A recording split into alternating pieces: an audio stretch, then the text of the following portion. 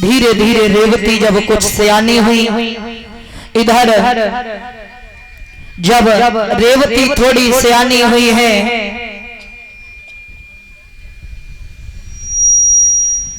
महाराज रेवतक भगवान ब्रह्मा की सभा में बैठने के लिए जाया करते थे।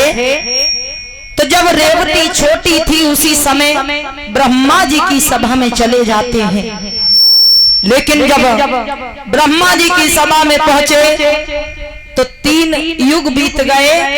महाराज रेवतक को पता ही नहीं चला कि 3 युग बीत गए। और जब 3 युग बीत जाते हैं तब तक रेवती की लंबाई श्रोताओं 21 हाथ की हो जाती है। 21 हाथ लंबाई बहुत हो जाती है महाराज।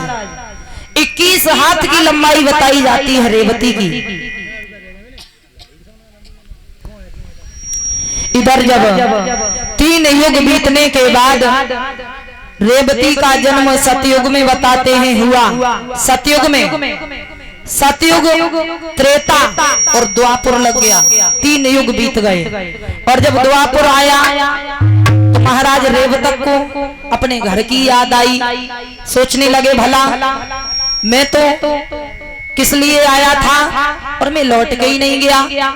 तो ब्रह्मा जी से दोनों हाथ जोड़े, हे ब्रह्मा जी आप हमें ये बताओ कि हमारी पुत्री का विवाह किसके साथ में बढ़िया रहेगा।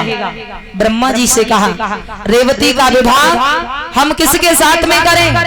तो ब्रह्मा जी ने कहा हे महाराज रेवतक, जो भगवान कन्हैया के बड़े भाई हैं बलराम, उन्हीं के साथ में अपनी पुत्री रेवती का विवाह आप कर दीजिए। तो महाराज रेवतक बड़े ही प्रसन्न हुए हैं। बाजी बा प्रभु, बाजी बा भगवान हमारे आंगन में आएंगे और भगवान कन्हैया के भाई के साथ हमारी पुत्री का विवाह होगा। हमारा कितना बड़ा सौभाग्य है।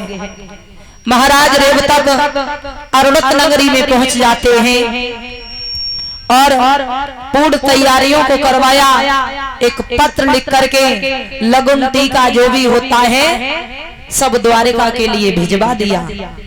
और जब द्वारिका में नाई ठाकुर लगुन